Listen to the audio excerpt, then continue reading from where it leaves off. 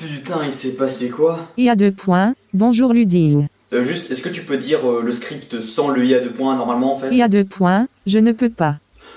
J'en étais sûr. Bon, autrement, tu peux m'expliquer comment ça se fait que je suis pas mort? IA 2 points, j'ai gardé tes souvenirs et je les ai mis dans un avatar d'humain. Et visiblement, on est arrivé sur Pandora. Je vais pouvoir enfin profiter de ma vie là. Mais bon, d'abord, c'est les trucs épisode 6.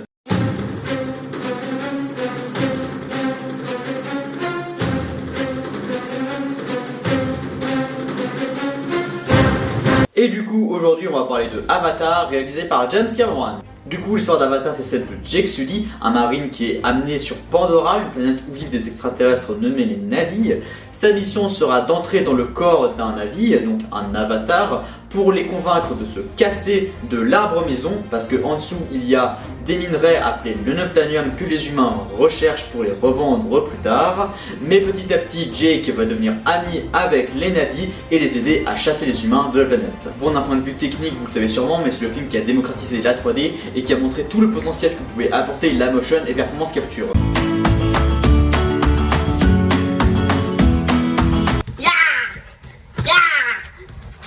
Bonjour les amis, aujourd'hui je vais vous expliquer qu'est-ce que la performance capture et la motion capture.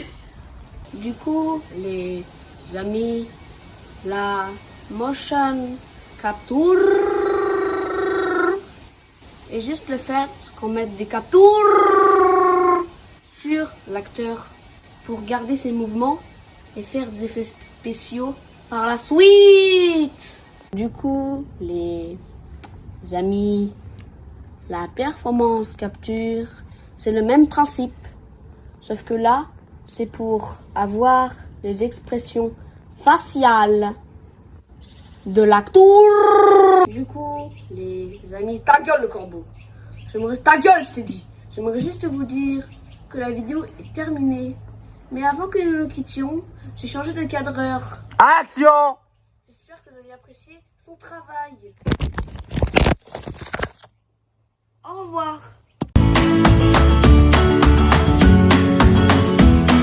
Mais Avatar, c'est pas que de la technique, c'est aussi des morales, déjà une morale écologique qui est assez évidente, j'ai pas vraiment besoin d'entrer plus dans les détails, mais aussi une critique du capitalisme, vu que les méchants sont des gens qui sont prêts à tuer des centaines de personnes pour avoir des minerais qu'ils vont ensuite vendre. Mais la chose qui a vraiment marqué les gens, c'est bien sûr la beauté de Pandora et le dépaysement que ça procure, et qui est rendu plus réaliste grâce à un subtil choix de mise en scène, parce qu'en fait le film est quasi intégralement tourné en caméra épaule, ce qui donne des scènes un petit peu tremblantes, et amène un effet documentaire. Mais quelque chose qui marque aussi, c'est l'émotion, il y a énormément de scènes dramatiques qui en feront pleurer plus d'un. Mais c'est vrai que comme ça on peut croire que Avatar c'est un film anti-humain et manichéen, vu que les humains sont montrés comme des gens cupides, avides d'argent, alors que les Na'vi comme des gens plus spirituels, gentils, en lien avec la nature. Sauf que ce qui détruit cette interprétation, c'est le personnage de Jake Sully. Jake en fait c'est un personnage qui a expérimenté les deux côtés. Il passe de humain à Na'vi et de Na'vi à humain, jusqu'à ce que la frontière entre les deux devienne floue. Et après il s'accepte et devient une parfaite fusion entre les Na'vi et les humains. Il a les avantages des deux sans les inconvénients. Et malgré ce que dit Quaritch, You think you're one of them?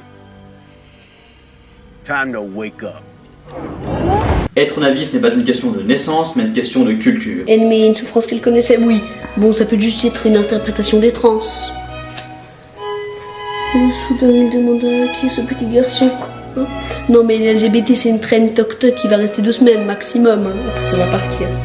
Le terme existe depuis 30 ans, je crois. On s'en fout, ça va partir. Mais si en fait tout ça, ça n'amenait pas à quelque chose d'encore plus profond. Parce qu'en fait, il y a plein de gens qui disent que Avatar c'est Danser avec les loups.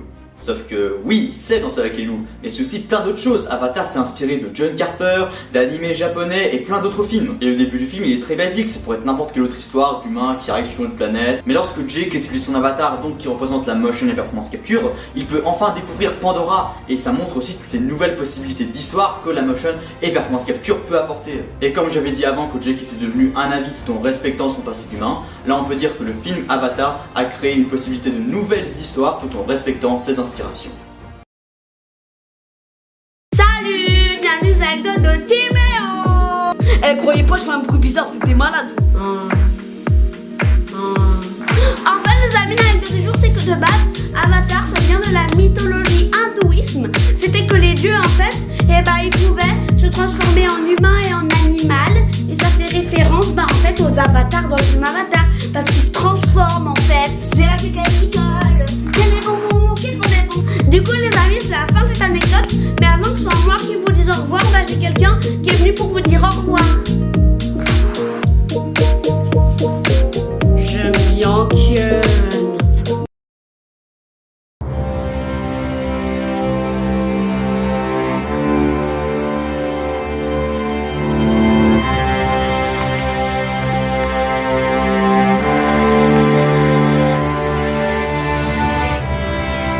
C'est par là.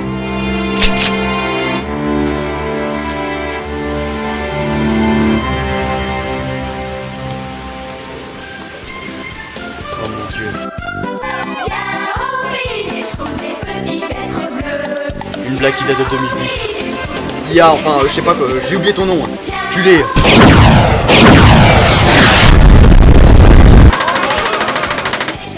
Bon, ben, autant faire la vidéo ici, hein. Hop là. Bouh, plagiat Mister J-Day. Plagiat Cyprien, bâtard. Voilà, ça c'est fait. Du coup, cette partie-là de la vidéo va être dédiée aux critiques injustes d'Avatar. Elle va donc être beaucoup plus courte que la première. Donc, première critique, apparemment le Noctanium est un nom débile. Bah en fait, c'est un vrai terme scientifique et ça désigne un matériau qui n'existe pas encore. D'ailleurs, voilà sa page Wikipédia. C'est bon, on peut passer à la suite là. Deuxième critique, la 3D c'est devenu ringard. Ben non, ça a été banalisé, c'est juste que c'est moins impressionnant qu'à l'époque. D'ailleurs, c'est ce que disaient aussi les gens pour le son. Non mais n'importe quoi, des films avec du son. Non mais les gens vous sont lassés, ça c'est une mode qui va durer 2 semaines. Bientôt il y aura quoi? Des films avec des couleurs? Les films muets, c'est chiant. Je veux de la dopamine. Et aussi, pour certaines personnes, le scénario n'est pas assez original. Ben oui, mais c'est quand même un bon scénario, et un scénario universel. Et d'ailleurs, c'est mieux qu'il soit compréhensible par tous que méga complexe et qu'il y ait seulement certaines personnes qui arrivent à le comprendre. Et d'ailleurs, c'est pour ça qu'il a eu autant de succès, parce que tout le monde pouvait s'identifier au Na'vi. Et la critique qui va peut-être m'attirer des problèmes, c'est celle du sauveur blanc. Alors, ne réagissez pas en commentaire s'il vous plaît. Si vous n'êtes pas d'accord avec moi, mettez un commentaire constructif qu'on puisse débattre en commentaire. Moi je ne fais que dire mon avis. Du coup ce cliché raconte généralement l'histoire d'un blanc qui va rencontrer généralement les indigènes qu'il considère comme moins évolués que lui. Il va donc leur apprendre la culture blanche, comment se servir d'une arme, etc., etc.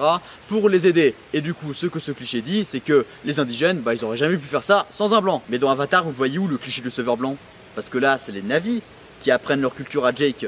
Et Jake, avant d'apprendre la culture Na'vi, bah c'était une grosse merde et un connard. Et dans la bataille finale, c'est pas du tout Jake qui sauve Pandora, c'est Pandora qui se sauve elle-même. Jake, tout ce qu'il a fait, c'est prier pour que Pandora se sauve. Du coup, il a utilisé la culture Na'vi.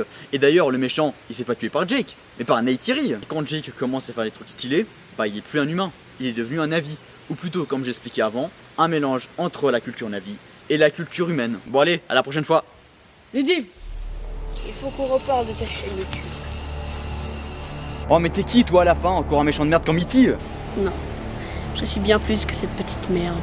Donc vois-tu, je vais t'expliquer mon plan. J'ai mis une bombe sur Pandora qui peut exploser toute la planète. Et qui va exploser dans 3, 2... Ok IA, j'ai désactivé la bombe. Mais mon plan Psychologie inversée. Vois-tu, j'ai mis une deuxième bombe et celle-ci, je ne sais pas où elle est. Et du coup... Je vais te faire un dilemme. Si tu me donnes ta chaîne YouTube, je te donne les codes pour désactiver la bombe et pour sauver Pandora. Sinon, à vous de choisir.